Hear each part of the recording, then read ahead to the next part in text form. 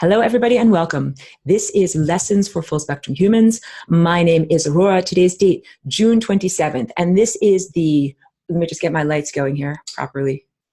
Much better. This is lesson 1. We're at the very, very early part of the second semester of 2019. I'm excited about this semester because, as I explained in the intro from 2 weeks ago, I'm going to start offering homework assignments. Oh, I just got to make sure everyone is muted.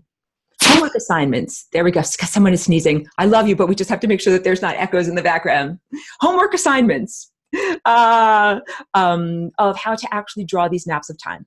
So first of all, this is the level 1 presentation. So I've got 2 levels and I'm going to try to stick to it. The first hour of the presentation is level 1, and it's basically all about an introduction to this language of vibration. And level 2 will be a separate recording that you can catch up on. It's going to be advanced Merkaba. And in the level 1, I'm going to give you a lot of images to look at. I'm not going to totally reiterate what the homework lesson is for the enrolled students because I go into things in detail. I'm going to go over a lot of it, and then I'm going to give you the explicit instructions of how you do your homework. So this is, live for everyone now, but then it also, of course, will be archived so that everyone who had other things or other appointments or couldn't be here at the moment can catch up on it. So we're talking about a language of vibration. For those of you who, and also, first of all, let me say, super welcome, super welcome. I know there's lots and lots of people tuned in. Welcome back to all of the wonderful students from previous semesters who are tuning back in. They're like whatever, homecoming, like when you have, come back to your old school. Thank you for retuning in, and thank you, and hello, and welcome to all of the new students who have hopped on board. So I'm happy to see so many people. And I'm going to do, so some of this is reiteration if you've already been through the class, but I think that it's worthy to go into it in detail because this is like creating the foundation. If you do math, a lot of it is cumulative learning, where you define terms, you set things up, and then in those initial foundations, it's important to have a profound understanding of it because all of these things are built on top of it. So what we are learning here together is a language, and it's not the type of language that is spoken with the physical mouth. And I joke about the flapping of my moving mouth parts and how challenging it is to communicate through there. Because where I am from, you could call it a world out of time. It's not necessarily the future.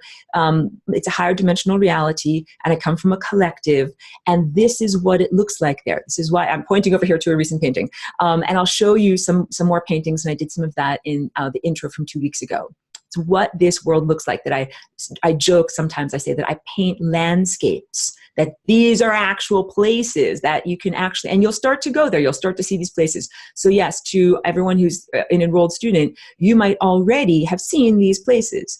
Or if you haven't, don't panic. I'm certain that you have higher faculties, and we'll talk about what higher faculties are, and that they just might not be awakened yet. And that's also a good point to make. We are all like infants in this process of awakening the higher faculties or becoming born into our light body. Like we're being born out of matter, out of the material world, and being organized and presented as energy forms in a light, meaning moving at a much, much faster rate. And all of us are learning.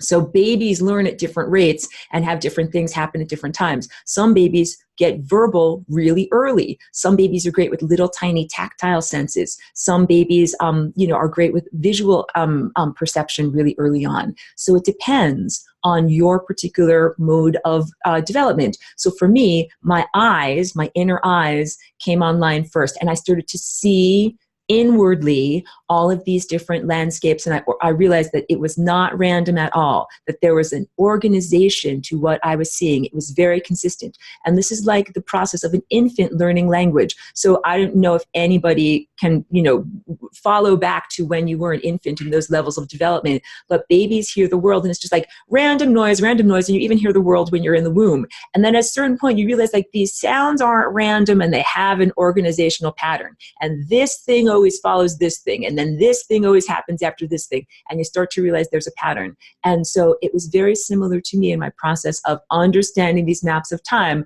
I realized I'm not just looking at random colors. Everything is consistent. This thing always follows this thing, and this is always like this. And that is how I began to learn the language. So no earthly human teacher taught me this language. And my process of learning by using my higher faculties is analogous to the development of an infant, coming into a human flesh body suit.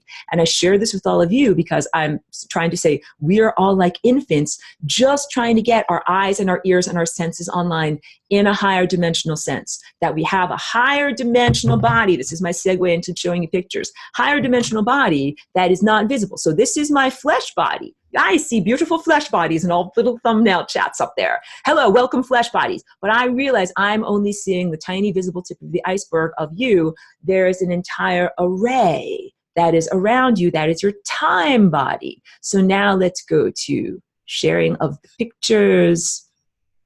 Show you what's going on here. So wait, and go to some of these wonderful pictures that I've got all set up for you here. This one here. So here you've got the human, and let me also make sure you can see my face better. The human anthropomorphic form, that's this. It's got one head and two arms and two legs. Most humans are shaped in this way. And anthropomorphic, that is what that means, human-shaped form. And then there's all of this other stuff around here. Wait, I'll make an annotation. Everything that I'm scribbling on all around here, that is that higher dimensional aspect of self. It is not visible to the physical eye. So what we're going to start talking about is a language that is similar to light that we see in the spectrum of our physical eye. However, this is not perceived with your physical eye, it is perceived with your inner eye. So maybe we can, I'm just making this up on the fly here, make a distinction between the light that we see with our physical eye, like out here, and the light that we perceive inwardly, like inner light, what you see that is with your inner perception, your higher perception. There's different types of light.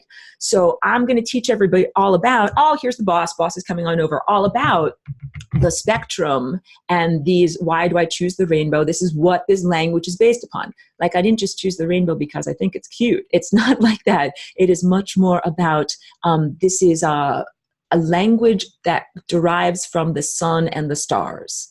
And those are like primary nodes of consciousness, like broadcasters of consciousness. And the photons that they send off are tiny, tiny, tiny nodes of consciousness, sensory feelers, opportunities and possibilities for things to happen in time, mathematical or unexperienced possibilities of what you can have happen in time. And you could also think of it as nourishment, pure food. So it's all of that. It's much, much more beyond just the physicality of what an objective materialist would describe a sun or the stars above as to what they are. So just like the stars and our sun has many more layers of being than just the physicality. If you just look at the physicality of a star, you say, that's a bunch of junk in the sky that's making a big freaking chemical reaction and a lot of light is jumping off as a result. And that is like the lowest, interpretation of what you can see. There's so much more going on in terms of the subtlety and consciousness. Now, this is true also of humanity. Now that I have my little pen working, this form here in the middle that I've just very badly outlined and scribbled upon is your human form that everyone can see and look at, and we all agree that it is in existence. And this other stuff around here, this is the world of possibilities and probabilities. It is the world of light, however, not the light of the visible spectrum. So the light of the visible spectrum that we see is just a tiny slice of the frequency pie. What do I mean by this? I mean that there is, like, starting from here and all the way out to here, a big giant range. Oh, let's do it with music. Let me move my music equipment. Hold on a second. Let me get this properly set. Because I couldn't reach my lower octaves. I'm so sorry to walk off screen here. And let's also make sure that nothing is beeping. Things were beeping before. All of the octaves, from the lowest octave to the highest octave. Oh, I know if you can even hear that one. So these are waveforms. Big, giant, long waveforms or little, tiny, skinny waveforms. That is the frequency pie. And what we can perceive with our physical eyes is a little tiny slice of the frequency pie that we call red, orange, yellow, green, blue, indigo, and violet. And that's light. That's the spectrum of light that comes from our nearest star, the sun, which is named Sol. This might sound like very rudimentary, but I'm, again, establishing terms. This is what you do at the beginning, just so that we can all be on the same page. We're establishing terms. That light is the color recipe for who and what we are. And that light that comes from the sun and the stars is not just the recipe for our physical body that we all can touch with our five senses. It is also the recipe for our non-physical body. So this painting is accurate in that it shows that the non-physical energy field extending far beyond the confines of the epidermis, right? Here's my skin. This is the end of my skin. This is the end of what we would define as aurora, the physical. But my energy field extends all way, way, way far out, even out that window a little bit, even out through the roof and through the attic a little bit. Yes, our energy field extends quite far from our physical body. And okay, so wait. This image, let me just drink a bit of water. And I need to organize my brain. Hold on a second. Drink water, organize brain. This painting is also accurate in that it represents the chakras or energy centers of the body. So chakra is a Sanskrit or word that derives from Sanskrit. It means spinning wheel of energy. And not only spinning wheel, but it refers to charioteers, the wheels of a chariot. So I'm going to highlight this vortex and this vortex. And I'm going to say there's an imaginary axle in between them, like two wheels and an axle, and that this figure is like a charioteer. So the reference from the ancient Hindu world is that you had been victorious, you knew you were victorious, or a symbol of victory in the military world of conquests was when you could ride your chariot all the way across the lands that you had conquered and no one would challenge you. So the reference to being a charioteer is not unrelated. It's very, very related. Sorry, I should have said it in the right way. The reference to being a charioteer is highly related to this sense of when your chakras are spinning without impediment, you are victorious. That is the whole thing. So we're going to talk all about chakras because, and I'm presenting them this way, like lots of people talk about chakras. First of all, they present them as if it is just a glowing ball of light. That is not accurate. But it might be accurate to someone who is still awakening their higher faculties and their eyes aren't focused yet and everything looks blurry. So I'm not trying to, like be mean in any kind of way. I'm just saying that's not a focused vision. These are what chakras or energy centers look like when your eyesight comes online. And you can see that there's a couple of things that you will see. These are actually two donuts, or a donut is a torus, and two toruses are called a tori. So these are two tori. One is oriented at this horizontal angle, and one is oriented at the vertical angle. In the drawing that you're looking at on the left, we have one set of a chakra. So these are like half of these, and two of them are oriented vertically. We've got the red and the violet one oriented vertically, and then we have the other ones oriented horizontally. Drinking water. And the reason for that is that they have a gyro-stabilizing effect. I will get more into this. This is all language of vibration. Why is this shaped like this? On the topic of chakras, some people have put forth the idea, they're like, chakras are bad, chakras are wrong, there's something wrong with your chakras, something wrong with having chakras, chakras should be removed. I don't believe in all of that. What I believe is that the chakra system has been hacked and hijacked. This is the challenge. So as I begin to do this presentation over the semester, you'll get more of a direct understanding of this, that this shape is like beautiful music that was composed by a very adept and talented composer that then someone came along and made like crashing, horrible, ugly, bad noise on top of. So basically it's the wobbling of it, the destabilization of this shape. So what we are able to do is to rectify that. And we're also able to Flying Rainbow Lasagna as a solution to the hacking. So this is like patch code for what's been going on. And that's just like a little precursor to what will come in later lessons. So stick with this foundation presentation because it will give rise to later lessons. So right now, many people's chakras are slightly askew, not functioning that great. Like imagine like a bicycle that has a slightly flat tire or something like that. The wheels of the chariots might not be turning that perfectly. However, when you get those wheels turning perfectly, it's like a little interlocking, I want to say machine, but not machine, a natural biological machine, an energy machine, or a mechanism that fits together perfectly and moves without any friction or impediment, and is really a wonderful vehicle. So it's like people feel like this is a clunker, it's a junker, it's not a good car. It is a good car. It needs a tune-up. Okay, let me get rid of this and show you just a few more pictures. So this is the chakras. The chakras are part of this language of light. You are literally learning a language about your own body. When I'm teaching you these shapes, you're learning like the shape of your own anatomy. So again, big emphasis points. Learning this information is meant to give you literacy, not to be burdensome or limit you in any way. It's meant to be empowering, like learning how to read is empowering. All of a sudden you can get information and you can navigate the world more easily. You can, do more. It is also part of a maturation process. So information is empowering, and also learning about your own anatomy is hugely empowering. You are part of time. You're not something separate from time. You are embedded in time, and your body is part of time. That is the basis for most of my artwork, trying to get across that message and depict it as accurately as I can. How the human form and we would call it, instead of geometries, the vibrational language and polygons that you embrace and embody in your own physicality relate to those larger structures of polygons and vectors of force and lines and timelines, essentially, that are part of a greater metabolism.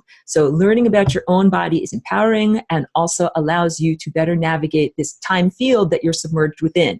Let's look at just a few more pictures. Can it go down? No. Can it go down? Can this go down?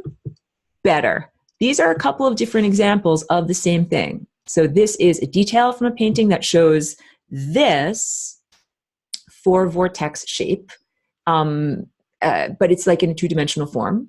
And you can see how all of those are nested vortexes that all fit together. So what you are going to learn for your homework, what the assignment I'm giving you for your homework for this week, going into 2 weeks from now, because I'm going to be at a conference next week. So we will not have physical class next week. So you have 2 weeks to accomplish your homework. I'm going to teach you these actual proportions. Let me show you this painting over here. And I did this painting intentionally to show like the epitome of this. It's like a basic melody. Like let's say in the piano, this is a basic melody. Like it's a chord, it's 3 notes, that's what it is. And then you can take that basic melody and put lots of other flourishes and flavors and everything. That's like your basic ice cream is that, and then you can put vanilla in there or chocolate in there or straw, whatever you want to put in the base. That is what this painting is like. This is the very basic foundation. And so this is the foundation for beginning to understand this language that is a language of time, a language of light, a language of frequency. So wait, let me just drink a little bit. I don't call this language sacred geometry, quote unquote. There's a lot of people who do. I'm not down on anyone who does. The reason why I don't use the word geometry is because it literally is derived from, etymologically, the word geo, meaning earth, and metric, meaning measure. And it's from ancient Egypt, when the flooding of the Nile would wipe out the lines that everyone drew so you knew where your farmland ended. So they had to redraw those boundaries, literally re-measure the earth every year. And geometry is the way that they did that. And this, what we're talking about here, is much more a representation of non-physical structures. So to call it measuring earth, I don't feel is accurate. So I call it a language of vibration. I call it a language of color, line, shape, form, movement, texture, and tone being musical tone. Yes, so this is a language of vibration, and this is how you would communicate with beings that don't have a physical body, that are not anthropomorphic, and that don't use English. So it's really important, like, for you to be able to understand, we're all the time, we are actually in a world that is speaking to us. But if you are not literate, then you cannot understand the directives that are being given to you. So this is also how I describe this. This is like music theory, and you begin to read music. And that is what my own journey has been like, that I've begun to understand events as waveforms, and that what I'm seeing and what I'm painting, and these paintings that I do here, I am seeing the potentials for events. And the potentials are shaped like waveforms, and I paint them. And so here's another example of a painting of these potential event waveforms. And so one thing that you'll start to see, a motif that will come up over and over, If I hold this up to the camera just right, there you go, in front of my face, you'll see 1, 2, 3, 4, like these 4 kind of football lobe-shaped things. And you see that motif echoed over and over in all of my paintings. And that's flat stuff is a cross section of this. So when you see those 4 lobes I'm pointing on the screen. I'm sorry here. Let's annotate. Let's try to do this. Will it annotate for me? I don't know if it'll do it. I'm clicking on things. Well, anyway, where I'm coloring with my cursor, coloring over here and over here, these 4 zones, these are like these 4 footballs. So I used tricks of the trade of being an artist to make something that is flat look like it is 3-dimensional. So I used, perspective and shading to do that.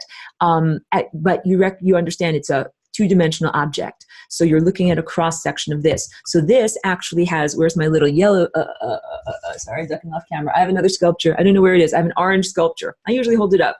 That is the representation of these shapes. So you have 2 in the back and 2 in the front, and this makes 8 lobes. So you're seeing a cross section of 4, but there's actually 8. I actually do need to find that little orange sculpture. Hold on a second. I know it's probably like right behind this computer.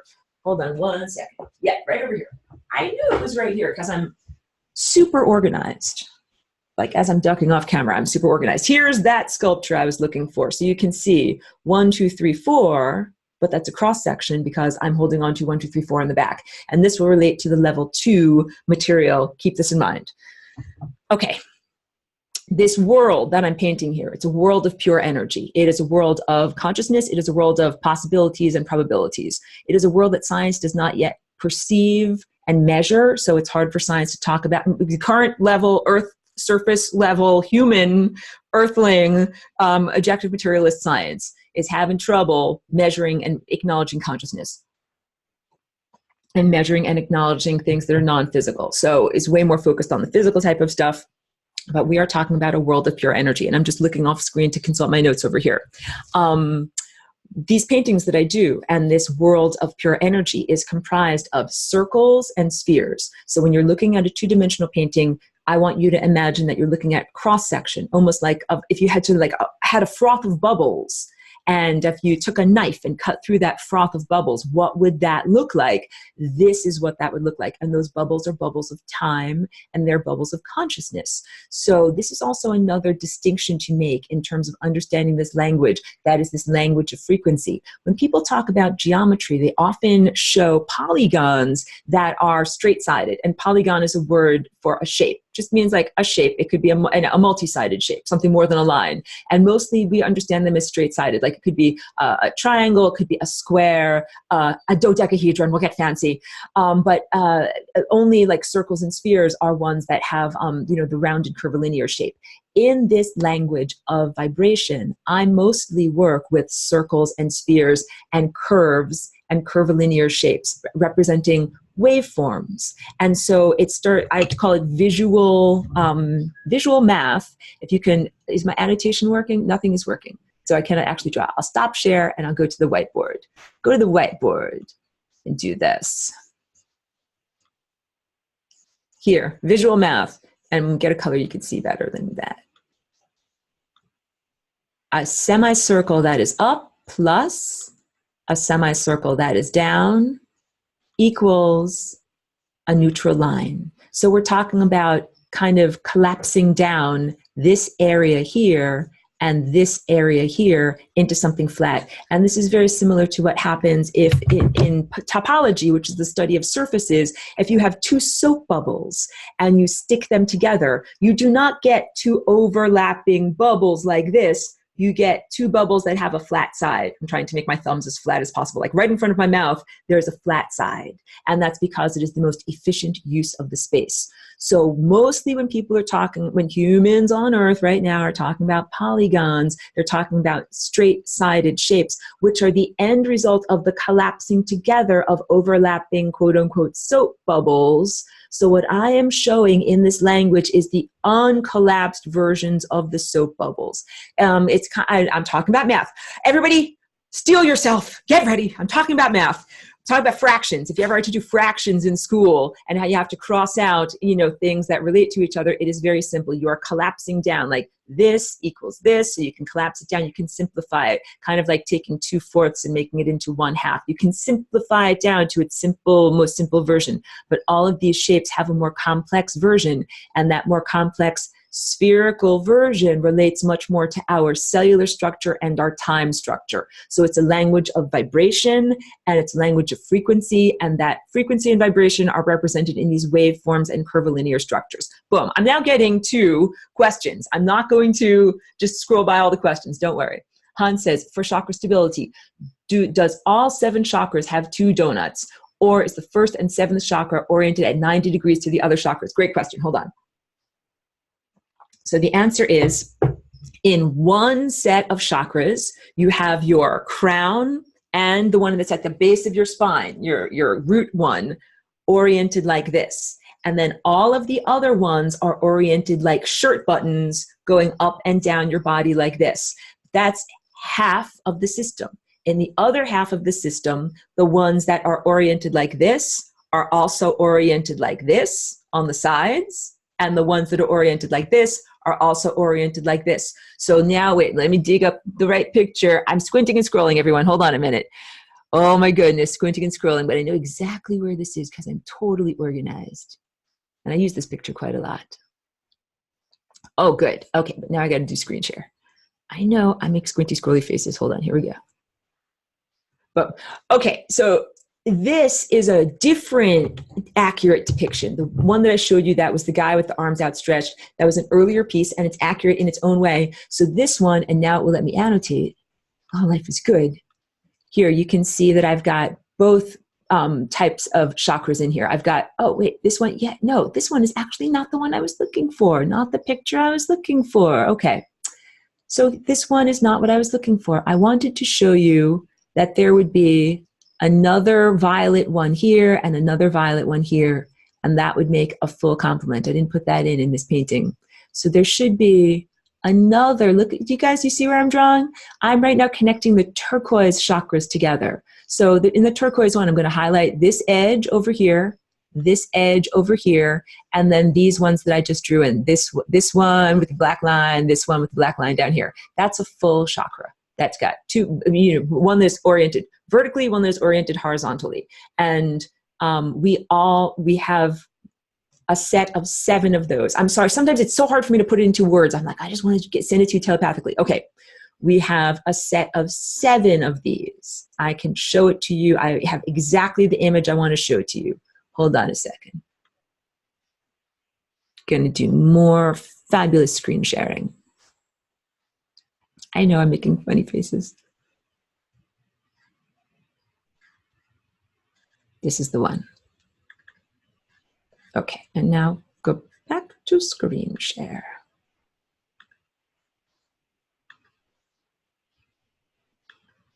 This is the more accurate painting that I did. So this is a glass painting. I always talk about it in the past tense. It died a horrible death, was smashed into 1,000,000 pieces. But I have pictures. The memories remain, and the grief has subsided. I'm laughing. I'm smiling through my tears. This is a much more accurate depiction, and that's why I did it, so you can see that there are 7 of these, but some of them might be off your screen or hidden by the chat. But there's red, orange. Oh, let's do it with the music. Come on, make a little bit of room over here. There's red, orange, yellow, green, blue, indigo, and violet. And then there's even a little dot you might not be able to see on your screen. That's white light, but it's up there. So, and each one of these chakras or energy centers is subdivided into 7 layers. So each one of us has 7 full chakras. 7 of these. They are in a nested harmonic proportional shape, which I will now describe to you in extreme detail. And they can be oriented at various different ways. So that means you can have one that is slightly askew. Like let's say your emotions are slightly out of tune. There, oops, make the no, that is working. Hold on. Might be at an angle like this. Oh, or maybe it's your intellect. Maybe your intellect is at an angle like this, you're askew. So it's possible to have some of your chakras slightly at angles, or wobbling, wibbling, making a movement. That's not what they're supposed to be doing. So the analogy is, if you have a bicycle wheels, like, here are your bicycle wheels, and they're moving really, really fast, and you are moving down the road and you're doing great. But if you have to stop, and if you have to wait at a stop sign or whatever, if you stop moving, you fall over. If your wheels slow down, you no longer have that stability. These wheels are moving wheels of time. That's a big takeaway, a big emphasis on this lesson. These shapes are comprised of nothing more than energy moving amidst itself. And the energy is energy of time. It is energy of consciousness. So just like a whirlwind or a tornado is created by nothing more than the atmosphere moving amidst itself, and it creates a type of membrane and the shape of the tube or funnel cloud, so too are these shapes created by nothing more than the whirling movement. So I'm showing you static images here. One day I'll have an animation lab or something like that. It'll happen. And I'll be able to show you actual movements of how this works. This is a whirling vortex, and the energy goes from the periphery inward towards the center, and comes from the center and spirals outwards toward the periphery, and also moves and figurates around like this. And those movements are the movements of time and consciousness. And these are, of course, idealized shapes. What I'm showing you, these are like healthy, divine, perfect forms. I'm not showing you anything that is diseased at all, although we live in a world where I'm telling you these shapes and their systems have been hacked and hijacked and diminished and distorted, so that now we experience profound suffering. That was not part of the original plan. Ding, that was not part of the original plan. So let me just drink a little bit of water. This is like running a marathon. I drink a lot of water.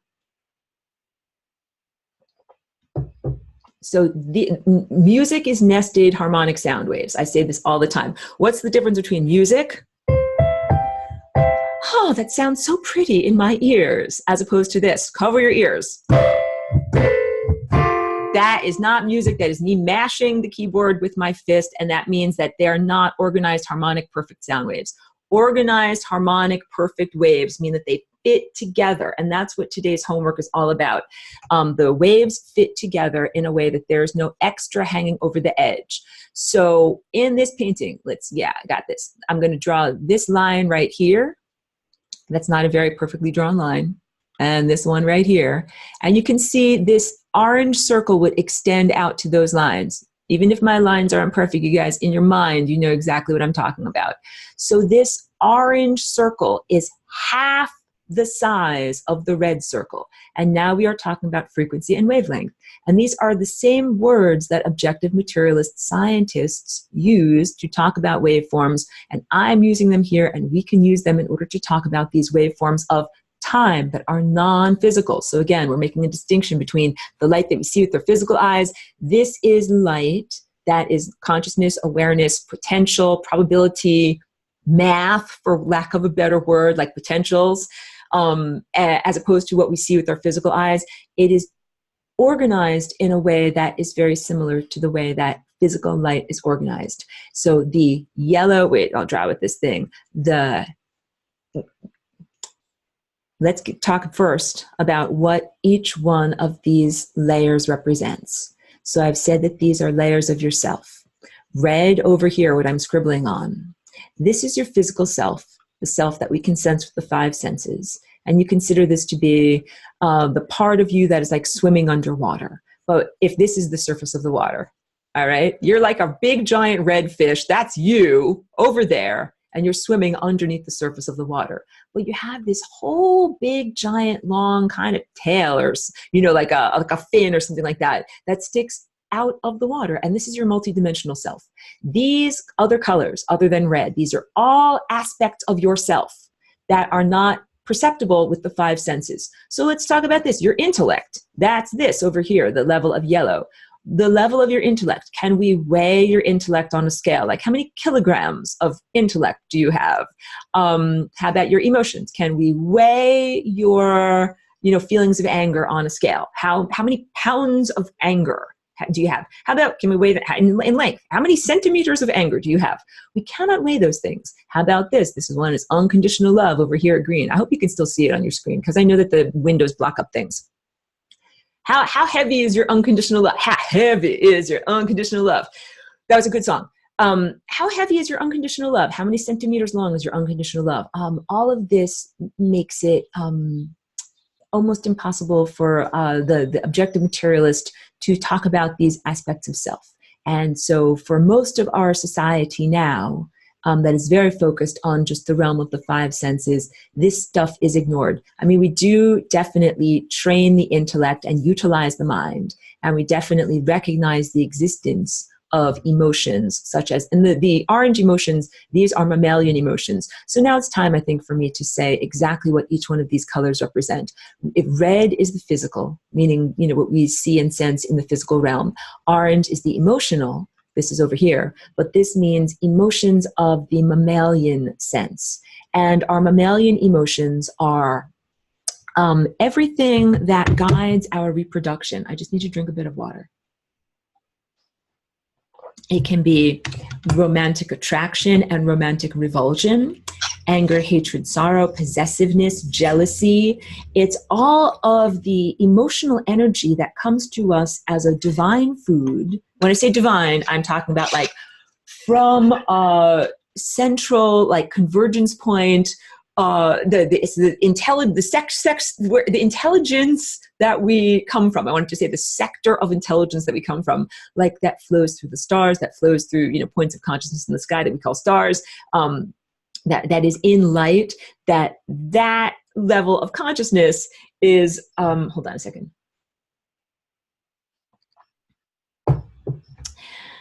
I'm also just collecting my thoughts too.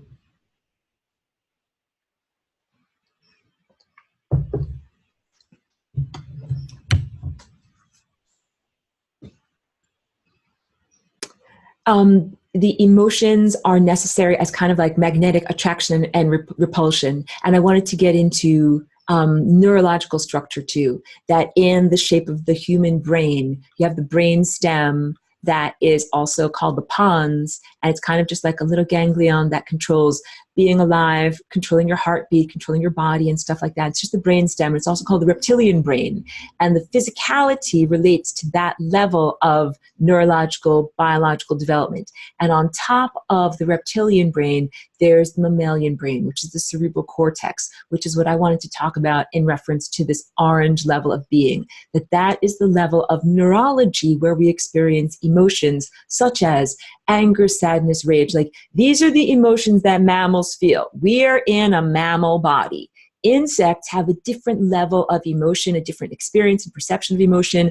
Reptiles have a different experience and level and perception of emotion. So all of this that I'm giving you right now is anthropocentric information. However, it's very, very relevant to your journey, our journey as humans becoming full spectrum humans, because for a very long time, humanity was defined as this basic brainstem, basic reptilian survival brainstem covered with some mammalian emotions like ugh, you know, girl is mine. Like, you know, we're talking about like the most simplified type of human interactions, you know, like with no socialization on top of it. And then the level of yellow, which is the human intellect, that's the cerebral cortex. That is the bumpy, convoluted outer layer of the neurological structure of your brain. That's what humans define as human. And humans have a lot of it. Dolphins have a lot of it too. But humans have more of it than, let's say, a chimpanzee. A chimpanzee, if you smoothed out their cerebral cortex, it would be like the size of a postage stamp. But humans, if you smoothed out the cerebral cortex, it would be like the size of an 8.5 by 11 sheet of paper. So we have a lot more of that level of convoluted neurology than other mammals do. And humans use that as a way of defining self. They say, this is what mind is, and I am this mind. So humanity has been defined as red, orange, and yellow up to this point right here for most of what is known as human history. Your body with mammalian emotions, I would call them brutish emotions, mitigated by a thin layer of human mind on top of it. And the human mind says, well, wait, even though it smells good and I want to take it and just do whatever I want to do with it, my mind tells me that there are more important things and that my intellect tells me I have to work in community. Also, the orange level tells you that you need to work in community, because mammals do live, they're social animals, they live with other mammals, they require collaboration in order to survive. Many hunting techniques required many, many people working together, like to drive bison over over a cliff or something like that. So think along those levels, that it is pro-survival as a mammal to work together, as opposed to a reptile that's like, I'm going to do my tough guy voice. Hey, I'm looking out for number one and I got to care about nobody. But then there's the human intellect that says, I'm going to mitigate both my reptilian and mammalian desires and work for something larger, which might be like, I'm going to do a job or something like that and get paid as my job. All of this does not recognize all the stuff that's up above yellow, and I call that your higher faculties. Need to drink a little bit more water. And then I need to get into the homework assignment. Hold on. Let me clear out all the scribbles. Let me also, here, can I clear all of this stuff out? Clear out all the scribbles. Here, green all the way up to violet. So that's these notes over here. So green, this is like the pivot point, or the fulcrum of your aspects of being. And I don't call this higher self and lower self or make any kind of distinction. You're a full spectrum human. All of these colors are you. All of these levels of reality are you. This is the part of you that sticks into the higher dimensions. This is your higher dimensional self.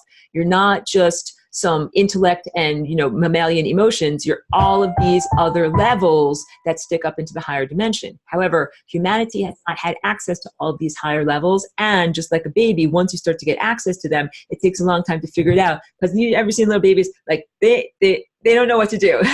They're not in control of their limbs. So of these aspects of self in you, you might not be in control of your limbs. And this is the learning process of learning how to see, learning how to perceive, then learning how to crawl, then learning how to walk and toddling around in time and getting things done. This is the awakening process. This is the metamorphosis process out of the cocoon. And this is what Flying Rainbow Lasagna is all about. So I'm just giving you the backstory of what this class is.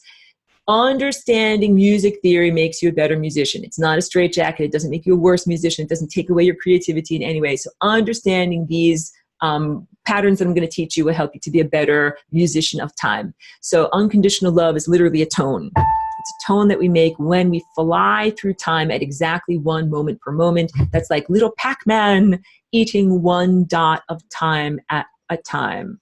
And Pac-Man doesn't try to jump and eat 5 at a time. That's anxiety. That's when you're like, what's going to happen in the future? I need to know 5 dots ahead. And then Pac-Man also doesn't linger 5 dots behind, thinking about things that happened 5 dots ago. That's depression. So when we make this love tone, we are making that with our energy centers that are in perfect alignment with our timelines, and there's no friction in our mind slowing things down. And from now on, when you start to hear a verbalized thought, think of it as friction, like an inefficient engine that is producing sound and heat, as opposed to putting all of its energy into kinetic motion. So we make that love tone when we put all of our energy into our kinetic motion through time. And you don't have to think. And so the truth is this, solar plexus yellow level before we get to green, which is the love tone, it's been hacked. It's not your true mind. So just don't even try to rehabilitate it. Like, don't even try to use it. It is a tool that's so dented and so hinky-jinky that it's like out of calibration.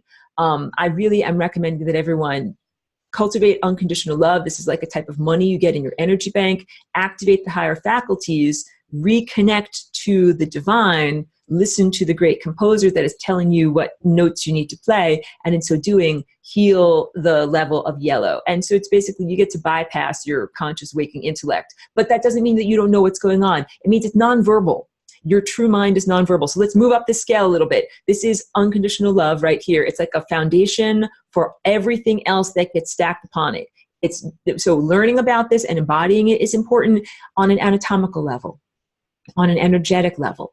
And for many years in humanity, that was considered the pinnacle. Like the most holy people reached this level. But I'm saying to everyone, that is base camp. That is where you're supposed to get and kind of set up camp and then make your essays, your treks up the mountain to get up to these higher levels. And at a certain point, you're connected, and you've connected and activated all of these higher levels that include at the level of the throat. This is communication, and communication involves your larynx and everything that you do with your larynx, from speaking to singing to whatever, eating. Oh my goodness, your food goes over your larynx. Do you guys not know this? You're communicating your food all the time. You're communicating your food to the sun and the stars because that's where you got your nourishment from. We'll get more into that in our lessons on sun gazing. Your arms emanate from this level of your throat. Everything that you do with your arms, writing, playing the piano, gesturing. Let's make a gesture. It's like a rude gesture. No, I'm just joking. We keep this family friendly. But everything that you do with your hands, you know, this is the level of clothing a potential of insight, like a package of meaning, with actual word structure. So impulses come up and down this structure. Impulses come up and down this structure, from the physical to the non-physical and back and forth, you know, between physical and non-physical. So when an impulse is coming from above, that's from the non-physical, higher dimensional, less dense realms, it comes into your violet chakra, which is where you plug in, comes into your eye of insight, comes into where you put concepts and wrap them in words, wraps it in words, sends it through your heart, and then sends it to your intellect. And then you think, oh, I have a thought. And then the intellect gives you emotions. So we then have the intellectual realization sends an impulse through your emotions, and then that sends an impulse into your physicality, which could be something like the release of a hormone or the movement of a muscle. So this is all like, this is your anatomy. This is who you are and what you do. And these proportions have everything to do with the recipe of light that comes from our sun. So I didn't make up any of this stuff. I didn't make up any of this junk. I swear.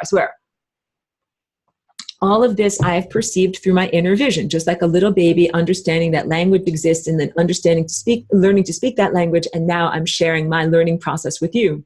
So in order to understand these, I did a lot of drawings. That is my way of understanding and embodying something. So children learn language in different ways. Some kids are great. You can show them flashcards and they will learn their letters. Other children are wonderful in that they like to trace something and learn in a tactile way. That is my way of learning. I did all of these extensive drawings, and I have notebooks and notebooks from when I first came here, just mastering these basic proportions. So the basic proportions are that if we say red, which is the physical layer of reality, is going to be this length, this diameter. Okay, let's define terms. This is a circle, and half of a circle is its diameter, all right? As opposed to, okay, I won't even go into circumference.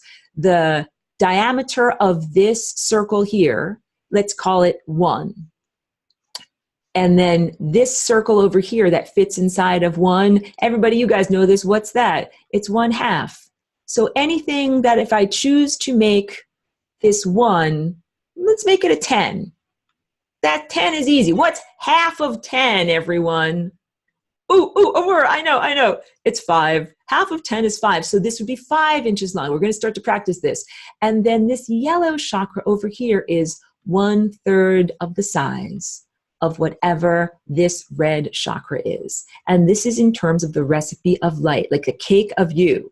Like all of these colors add up to white light. This is additive color mixing. Very, very brief intro to color mixing. Color mixing with pigments, like I squeeze paint out of a tube, is different. That is subtractive color mixing. This is additive color mixing. This is putting together pure light waves. So if you are a set designer and you're working with gels, like screen colors, that colorful light that you use in stage design, that is additive color mixing, where yellow and blue make green, or yellow plus cyan make green. And if you add up all of these colors, it adds up to white light, which is this light of undifferentiated or unity consciousness. That is what comes to us from the stars. So we are differentiated consciousness. We are light that has been refracted or split into its constituent elements as if it has gone through a prism, not a prison, a jail, but a prism, a triangular structure that splits the light into its various constituent parts. That's what we are. So this is our color recipe. Red is 1, orange is 1/2, yellow is 1/3, green is 1/4, light blue is 1/5. My handwriting is messy. Dark blue is 1/6, and violet is always going to be 1/7 the size of red. That is consistent in all of my paintings. If I move my head aside, when we go big, we'll go big screen and you'll see all of these paintings. This is truthful of. This is the basic way that this language is structured. We drink a little bit more water. And then within each one of those structures, there are 7 substructures. And then within one of those structures, there are 7 substructures. So it gets finer and finer and finer. We're just going to start off with the basics here today. So now let me clear away all of this stuff, and I'm going to tell you what you are going to draw, and then I'm going to go to all of the questions. So I said, everyone, you're going to need a materials list. And part of that materials list is a pencil or a very fine marker and a protractor. No, I'm sorry, I keep on saying the wrong word. Pardon me. Sometimes my brain does not connect effectively to the mouth. I mean a compass. That what you will need is a compass. And so that's what this V-shaped thing is. You can put your pen in here and use it in order to make circles of various different sizes. You can also use templates, and templates are great, but at a certain point, you're going to have to do some fractions. So, and we'll get into that. So first, I'm going to say exactly what the assignment is. It is for each one of you to figure out this calibration, that if you're going to draw a circle that is red, that would be like this diameter, this, this arc that I'm drawing right here, that's this line is the diameter.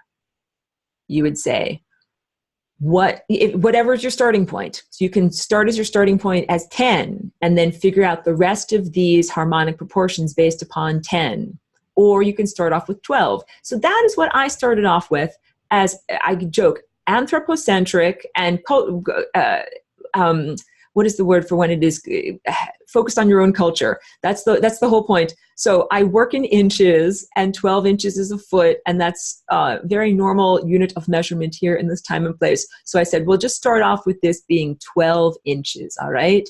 So in all of my paintings, the red circle is 12 inches.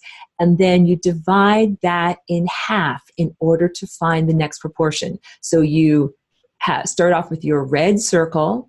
Wait. Let me do this in the proper colors so that I do not confuse the mind, because it matters when we start to get into these finer points. We're starting off with a red circle. And whatever you have chosen for the size of that circle, what you now need to do as your homework, this is homework time, everyone who's participating.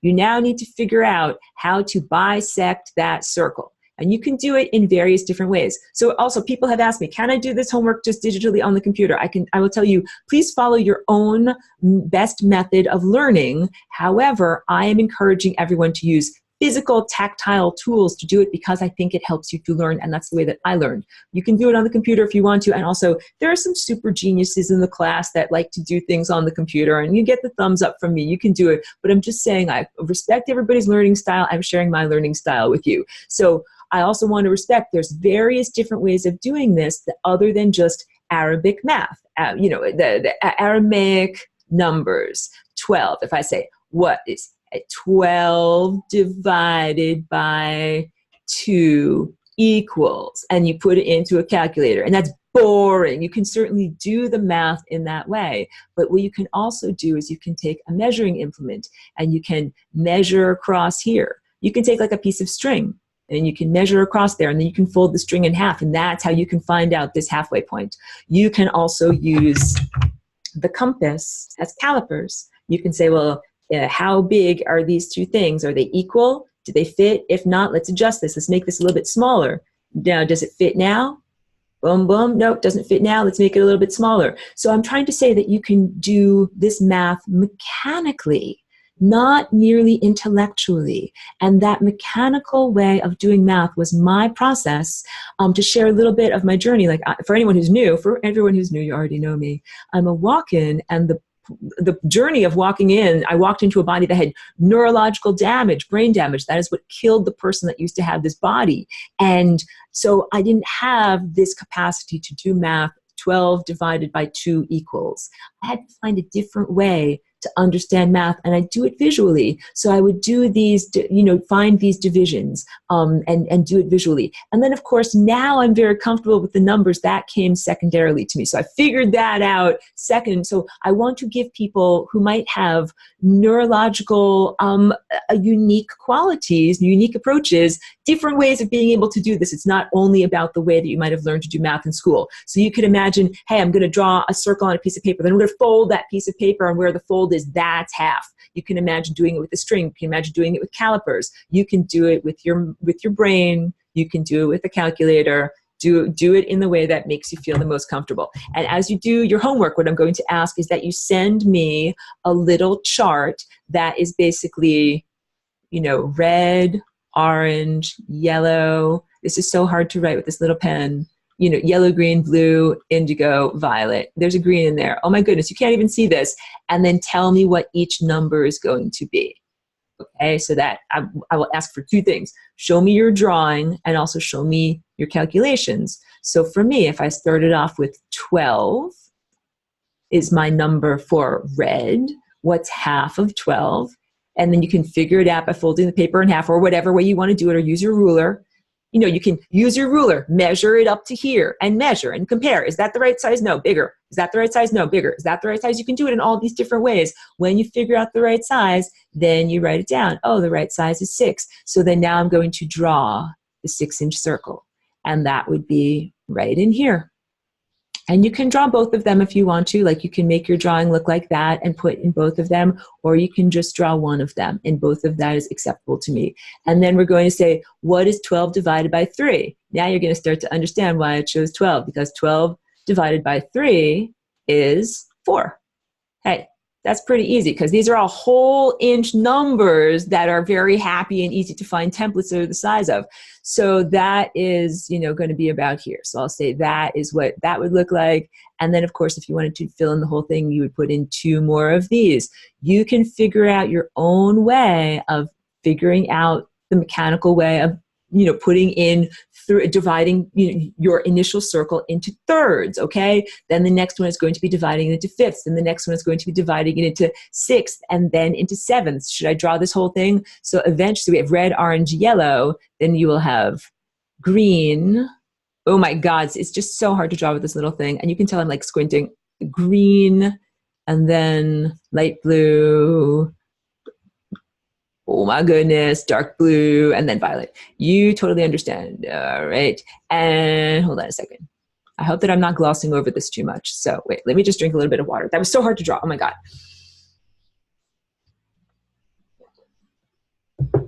So if I started off with a 12-inch circle, my violet circle is going to be 1/7 the size of 12. It's 12 divided by 7. And I use this circle so much that I have it memorized. I know that is 1.68. So I actually had to have a special little circle template cut for me. Hold on a second. I'll show you my special template. Out of a little piece of acrylic. This is my, and I round up to 1.7. So 1.68. And that's just a nice little reference to phi, the proportion of 1 to 1.68, which I didn't even know that I was going to get as I was doing this. 12 just was a nice number to start with. So 1.68, the indigo one ends up being 2. That's another nice whole inch increment, right? And then I only have one more that ends up being a fraction, and that's blue, the turquoise, which ends up being 2.4. And I know this is very hard to read on your screen, and it's hard for me to write with this little thing. Thank you for understanding. Bear with me, and we're doing math. Oh my goodness. Like, everyone needs like some kind of reward. You need some kind of chocolate or something after this. Yes, and reward yourself after you do your homework, and I will reward everyone with gold stars. It'll be wonderful. So these are the basic proportions that are evidenced in my paintings. And the circles that I'm referring to here, I'm going to highlight them in black. This is the circle right here. That I drew that terribly. This is the circle right here. This one right here. I'm going to probably start to go off your screen. This one right over here. This one right over here. Oh, maybe you can see that. Okay, this one over here and this one over here. Boom. So that's what you are drawing. You're pretty much drawing the very beginning of a chakra system by figuring out what these circles are. So to be really, really clear, this is the homework assignment. You do not have to start off with the number 12, and you do not have to start off with inches, as long as you are consistent in whatever your system of measurement is. So you could measure in centimeters, you could measure in cubits, but don't, like, if you send me your measurements in cubits, just send me the number value and take a picture of your work. So take a picture. This would be like, your end drawing. Take a little picture of it and send it to me. And also, yeah, so you can start off with this number over here of what the size of your red circle. It could be 10. It could be 8. It could be 8.73, but then if you start off with 8.73 over here, then all of your other numbers over here are going to end up being really, really weird numbers that are not that fun and comfortable to work with. So that's why I found if I worked with the number 12, then most of these numbers ended up being pretty fun and comfortable. So that's, you know, the idea. Like, and if you start off with something giant, like if you start off with this number over here being 48 inches. Like this is the size of a 48-inch circle. You're going to be working very, very, very large, which is admirable, which is great. Like if you want to start monumental and everything like that, but just understand that everything's going to be scaled up. You know, if you do that, you know, you're going to have to stand really, really far back with the camera to be able to get a picture of it. So yeah, try to make your life easier by choosing things that are in a scale that is better. Now, wait. Okay, let me stop for a moment. I know that there's lots and lots of questions. Hold on a second. I want to make sure to get to all of the questions and make certain that I have expressed the homework effectively, because this is my first time doing this. So I'm sorry if I stumble. I apologize if I stumble over my words. Okay, let me go through. And I know I'm squinting. Okay. Pedro says, those lobes look like Russian dolls nested one inside the other. Thank you so much, Pedro. Thank you for being in this class. Pedro is a wonderful, very consistent student that has been here for many semesters. You make a wonderful reference. These Ukrainian matrushka dolls, the doll inside the doll inside the doll, that is the definition of what a fractal is. And I love you, Pedro, and I love you because I actually had that as part of my notes. Chakra shapes as fractal. I hadn't gotten to all of my notes yet. So you are wonderful. You're telepathic to me. I know this, and you're reminding me that I need to talk about what is a fractal. A fractal is evidenced in the shape of those nesting Russian dolls. A smaller, self-similar version nested within itself.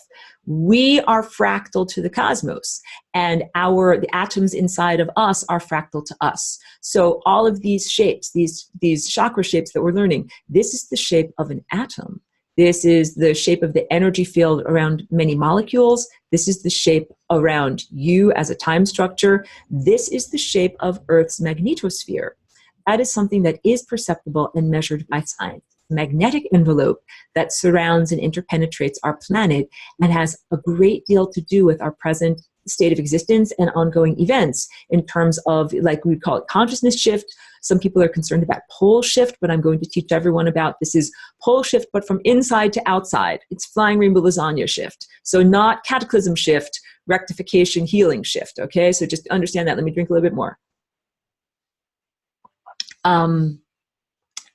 Our Earth's magnetosphere is nested like a tinier Russian doll inside of the sun's heliosphere, which again is also perceived with our five senses and recognized by science. Giant magnetic envelope that surrounds and interpenetrates our star. So wait, let me put this down. If this is the sun's heliosphere, and it exists basically as a protective envelope or an immune system, because otherwise all of this literal junk, this poop crapola from space, would be crashing through and getting to the inner planets. We would be like, in here, we're like, oh, I'm in here, like I live inside of the heliosphere. I have a tiny little voice because I'm so tiny. Like we're like little tiny planets inside of this massive superstructure that protects us from all sorts of comets, asteroids, and everything, because we're like these delicate little biological structures that are just trying to grow and achieve homeostasis. And if you're constantly being bombarded by asteroids, like it makes it really, really hard to live your day. Okay, so you totally know what I'm talking about.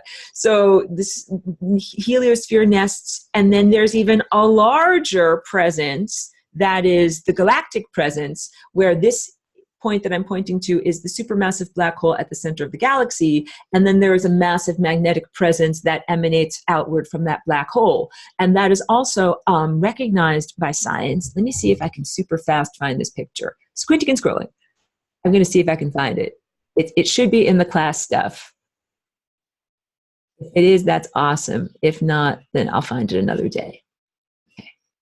I'm not finding it right now. I'm sure it's on my other computer.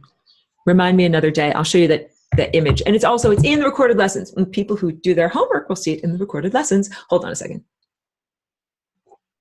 I'm encouraging everyone to do their homework. That's why I'm talking in that silly way.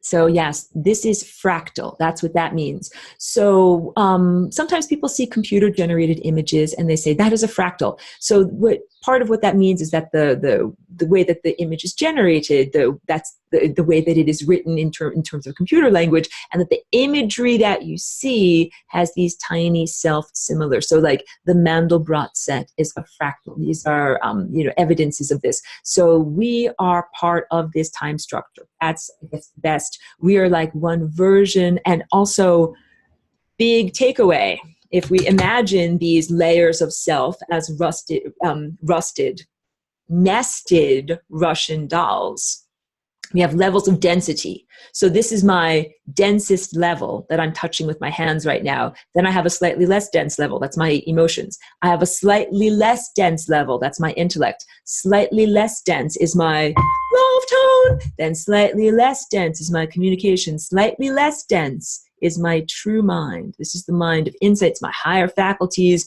It's where I learned all this language from, the great library. This is my library card to the cosmos. And then my least dense aspect of self. Where's my highest note? My highest note on the octave of self is that violet, level of self. That's your the highest note on the scale of you in the least dense level. It's the part of you that is moving fastest in time. And so a tiny little change at that level emanates into a huge, enormous change on the physical level. This is really big. Like in the chakra system, it takes a lot of work to change the physical world and have those physical changes emanate inward or upward into the higher dimensional, less dense realms.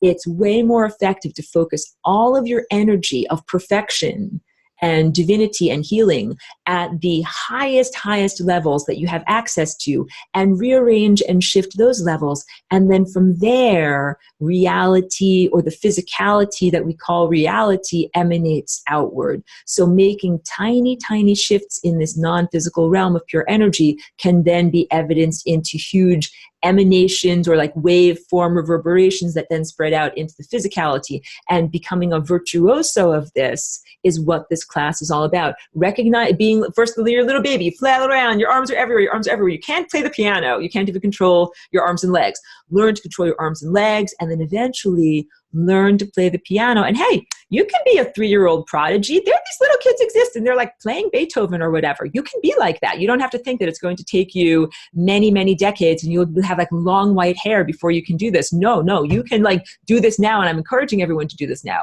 So Mini-Man, first of all, rock on. Great to see you. Welcome. I'm so happy that you're here and that you're in my class and you're a wonderful person.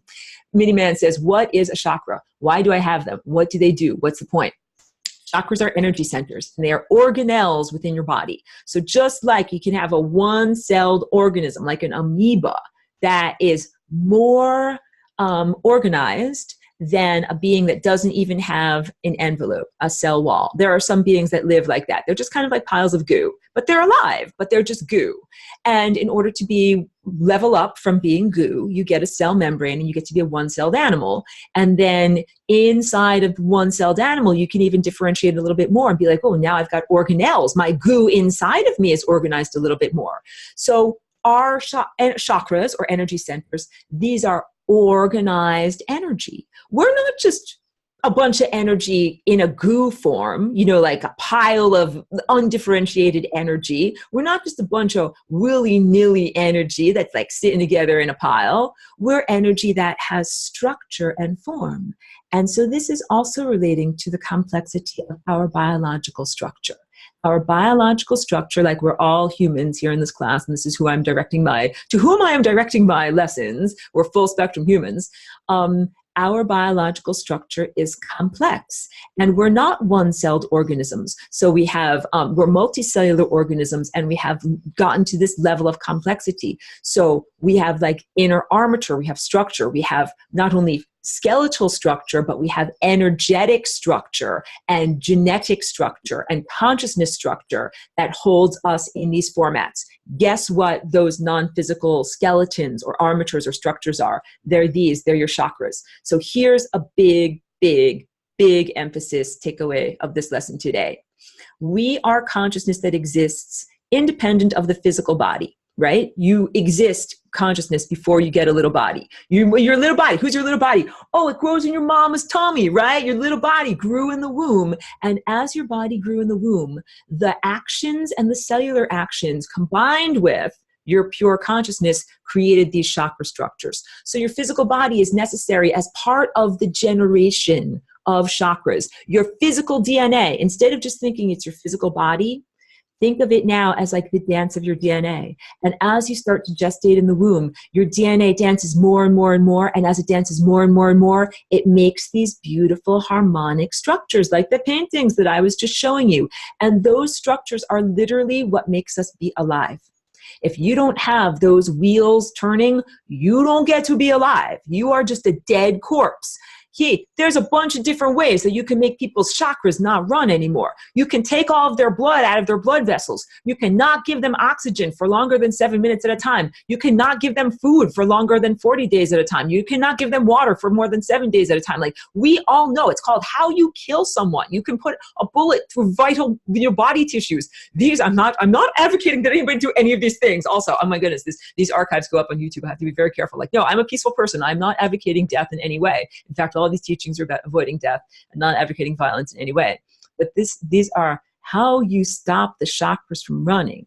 And that is, profound physical trauma. And when you do that, then the chakras don't run anymore. Your chakras, the parts of you that are multidimensional, that stick out beyond that membrane that you're submerged within time. It's like being underwater with fish swimming around underwater down here. But we have this aspect of self that is multidimensional, that sticks out above the surface of the water. And that is the part of us that is literally generated by our physical presence. This is the answer to why you have to have a physical body too. Hey, why I gotta have a physical body? This ain't that much fun. I gotta go to the grocery store and I gotta take a shower and I gotta comb my hair and I gotta do all these different things to take care of my body. This ain't that much fun. Having a body can be lots of fun, first of all, because you can use it to dance and to express and to do all these wonderful things. And also, your body exists not only as a vehicle for consciousness to be here, it generates this chakra structure that then is like the melody of you. That's the song of you that continues to emanate even when you no longer have a physicality. But your song remains. It is worth it to make your song coherent and good. So we spend this time in the physical world tuning up our song so that then basically it's not that you lose your body, but your body becomes the fuel that is a transformative element for the metamorphosis into a pure light body. Okay, we'll get into that more too. And I'm not talking about any kind of like religious biblical rapture or anything like that. I'm talking much more about a state change, like from liquid to gas, a state change from being solid to being light. And that's what this planetary and individual metamorphosis is. Patricia says, the music notes really help integrate the whole teaching. Thank you so much, Patricia. I love you. Thank you for being in the class.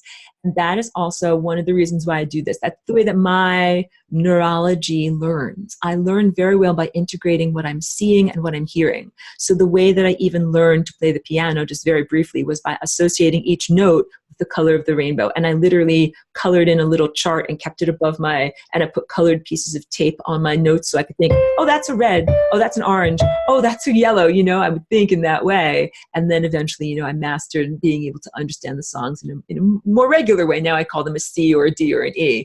But that was the connection. So yeah, I think that all of this, the way that I do these presentations, are based on my own way of learning. So yeah, I connect together my eyes and my ears. And I also think that that helps in terms of math. A lot of people have this block where I start to say, what? Let's do fractions. Hey, class, let's do fractions. Everyone's like, no, Aurora, no, put ice picks in my ears. No. Fractions don't have to be horrible, but I understand that probably the way that it was taught was like a very painful, tedious way. So no, understanding things as colors and lines and shapes. And I also say this, wait, I'll get a little bit more into math and I'll go through the rest of the questions and then we'll do level 2. We do math all the time. We're calculating all the time. Like even if you're a little baby or an adult and you're managing to keep your balance, you're calculating all the time. And it's a physical calculation. We're calculating all the time. Most people have 2 eyes. We're making these very subtle calculations that create depth perception. This viewpoint versus this viewpoint, where those are calculations. You calculate every time you drive your car. You have to make estimations. How far away is something? How fast is something moving? You calculate if you're an athlete and you're like trying to hit a tennis ball or trying to hit a baseball or, trying to throw something so that a person can hatchet, any of those activities require incredibly complex calculations. So I want every one of you to start thinking of yourselves as wonderful geniuses and living computers, but not like, horrible. I'm not a transhumanist. You know this. I'm not a transhumanist. No, I want you to recognize that your biological form connected to intellect and divinity is more glorious than any microchip type of computer. That you can understand and embody these perfections as much as a calculator, and that's actually what we're here to do. And that the more that you embody on a biological level these mathematical perfections, the more you achieve consciousness, greater expanded consciousness, expanded freedom, and greater vitality and long life. It's tuning up your guitar so that your chakras aren't wobbling anymore. You don't have to keep on hitting the membrane of death. And I'll get into what the membrane of death is on another subsequent lesson, because we're at the end of this lesson. But yes, how to avoid death. So all of this is about tuning up your guitar and making things work even better. So the point is that chakras keep you alive. And if you don't have chakras, you don't get to be alive. And healing your chakras is way more effective than removing your chakras, even though I have done, let's say, a lot of fine tuning so that there aren't blockages. I'm fully aware of the blockages at the intellectual level and other levels too, emotions too.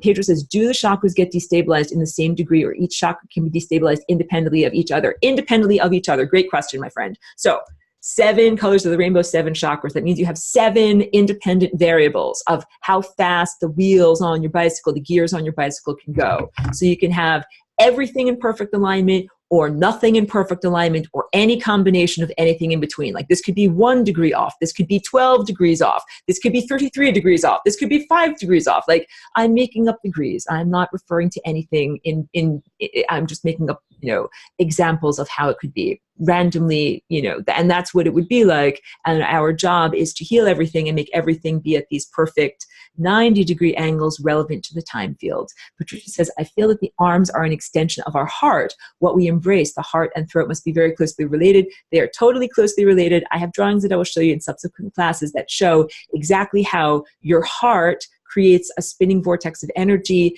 and all of these other things nest upon your heart. It's just like a mechanism. And so yes, if you envision your heart and your arms as being connected, love is absolutely connected to language, and also a giving and receiving. That's it, because when we're using language and this throat chakra, there's a lot of giving and receiving, and same thing with heart. That's what love is, a tone. It's the tone that we make when we give and receive at an equal time, in time. Really, really good question. Matthew says, now I see hundreds of dots being eaten by 4 Pac-Mans in the center of each flower. Awesome, awesome, awesome. Yes, we are the Pac people of time, the Pac-Man and the Ms. Pac-Man of time. And what we're supposed to do is chomp away in the right way. Our entire society programs us against that and is set up against that, because we're supposed to be like, oh, I have to be at work in 5 minutes. Oh, this TV show is coming on at this time. Oh, this is going to happen at this time. Like, we are so clock oriented and we are so time oriented that we are mostly out of our perception in the moment now. Agrarian societies and other societies were very, very different, not only in the way they measured larger time cycles like months and years, but also in the way they measured daily time cycles. We have an innate cognitive time dissonance because we're asked to use this measured clock. Not only is it based on 12s, and this goes back to Babylonian crapola, it's like bad music that then we have to deal with, but it's also the sense of being on the clock. That when you're a little kid, you have this amorphous sense of time, and then at a certain point you learn about time and you're like, oh, time for school, time for Sesame Street, time for this thing to happen, and we develop anticipation. And also there's the clinging to the past, which is like, if you haven't processed something emotionally and you're sitting here in this moment now, you could be like eating the most awesome cupcake right now, but you're thinking about like, somebody pushed me down on the playground 3 weeks ago, and that's like 3 weeks ago, and you haven't processed that thing, and you're not even enjoying the cupcake right now. Now translate that to 50 years of being pushed down on the playground, and nobody is enjoying the cupcake of now. And that ends up, what it does is it makes your consciousness is supposed to be a live stream to the sun and the stars and the consciousness network up there, but instead it makes your archive only accessible after death.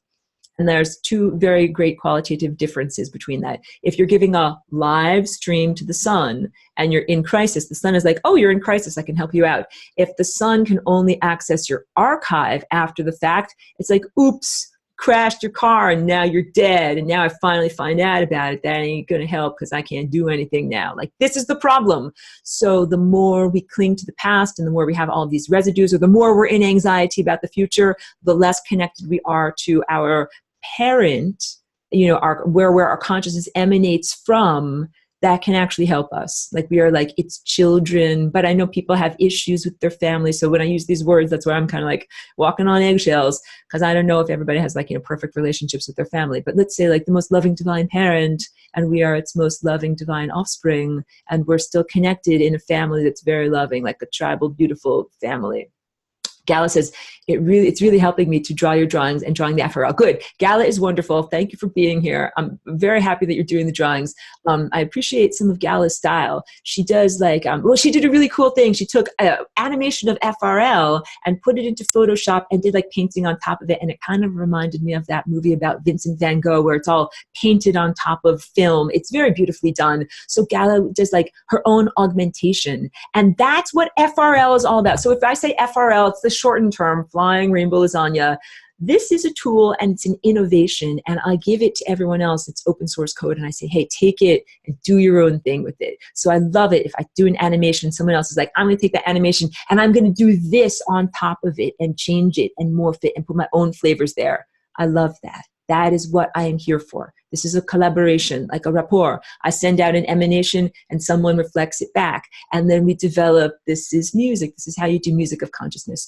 So yes, that's, and I also reiterate, my intention is to be the type of teacher that inspires everybody to find their own voice, never requesting or requiring that anyone copy me. So I'm teaching you these basic proportions. That's like teaching you, wait. That's a C. And that's a D, and that's an E. But I am not going to teach you what type of music to play and how to play it. Like, if you want to do jazz, that's great. If you want to do pop, that's great. If you want to do avant-garde, if you want to do heavy metal, do your style of music. But you're going to be using these notes. So, you know, be in tune, whatever type of and style of music you're playing. Chloe, lovely to see you. Thank you for being here. She says 12 inches as a chakra template is also an interesting number. The 12 of the zodiac, 12 apostles, 12 gods and goddesses. So 12s goes all the way back to Babylonia. And that's why it's like there's challenges in any number system. Like, there's good parts of it and then there's hijacked parts of it. So I very arbitrarily chose 12, even though 12s are difficult in terms of dividing our time system into 12s accurately. Wait, let me just drink a little something here. Because our moon actually, our year actually is more, our year is more easily divided into 13 segments of 28 days, and that's what a lunar calendar is. If you would like to reference the work of Jose Arguelles, he's no longer on the planet. However, I think that he was a teacher of integrity, like a worthy person to look into, who did a lot of work in terms of reforming the calendar system and making it refer to the Mayan calendar system that was much more in tune with nature. Of course, not a complete endorsement of him, the man and the person, but his work is very worthy of looking into calendar reform as biological reset away from AI crapola. Think of it in that way, like the artificial time network that keeps us out of nature and that makes us sell our time for money. Arguelles was a big one who talked about time as art, that we should never commodify our time. We should never say my time is worth $10 an hour. First of all, it's a horrible trade. Oh my God, time is priceless. And you're selling it for $10. Oh my God. But anyway, let me get to Nicole. Nicole, hello and thank you. It says, so lovely to be participating this semester. Why are the smaller chakra circles within each circle of the chakras you've drawn? So I am showing these, some of them are deconstructed, but every one of them has all of these echoes inside of it. So sometimes I might show a simplified form that doesn't have all of the circles in it, but you can intellectually add that all of the circles are just, they're just not being represented in a drawing because it ends up being a lot of circles all on top of each other. It can be hard to understand what it is. So this basis, this drawing that I'm teaching you today, in 2 weeks, I'm going to return and I'm going to then teach you how to make more of that to begin to put it together to draw one of these. So first you master this, then you'll master being able to turn it into this. And this is also part of becoming a multi-dimensional person, like moving from being flat to being multi-layered and having a multi-dimensional viewpoint. Mini Man says, fractal is the exact same thing, smaller or bigger, question mark? Yes. Fractal means self-similar and nested and smaller and larger. So it would be like a fractal would be if I took a picture of myself and I had it printed on a t-shirt, and I wore that t-shirt and I took a picture of myself and I had that picture printed on a t-shirt of me wearing a picture of me wearing a picture of myself wearing a t-shirt of me, and another picture, another picture, another picture, on and on and on, layers and layers and layers. It is the tiniest, tiniest, tiniest same thing. So this shape is a big shape that has a smaller shape inside of it, smaller, smaller, smaller. And our universe is shaped like this. Our galaxy is shaped like this. Our cosmos is shaped like this. Our heliosphere, our magnetosphere, our energy field, tiny little atoms. It goes from a macroscopic scale to a microscopic scale, and it is self-similar. That is what fractal means. He says, so everything is the same fractal of a different size. That is correct. What is that one fractal thing? That one fractal thing, the overarching thing, I call it the time field. And it is an actual metabolism or an actual neurology. Energy flows in prescribed patterns all around this time field, and the time field is alive and it changes. So that living time field, it looks like a lot of these all put together. One day I'll make a giant room that you can walk inside of, or some kind of virtual reality, and you can see what it looks like to walk inside of. For now, use your imagination. Miniman says, so the chakras are an energy skeleton of our DNA and consciousness. I think that's a good description. Chakras are an armature that gives a structure, and DNA is also a structure. It gives biological structure. So think about this. There are organisms that exist that don't have DNA. They can only reach a certain level of complexity. In order to reach the level of complexity of you and me sitting here, you know, wearing earrings and talking into a computer, you have to have a biological architecture, because otherwise you're like clay. You just kind of like schlump on down. Like I wouldn't be able to stand up if I didn't have a skeleton. I would schlump on down. Same thing with levels of complexity. DNA is a complexity structure that allows us to have more complexity in consciousness and awareness and levels of freedom and connection to the time field. You can do more stuff because you've got more structure. Marco says, I guess we have to do a lot of tuning to beat the new computers that can do 1 billion times 1 billion calculations per second. I will tell you this, you far outclass with your biological computer any of the fanciest computers that they've got in computer labs here, including quantum computers, because you are a quantum computer. I got to drink water and then I'll tell you what I mean. All the time, I say that this is my quantum laboratory.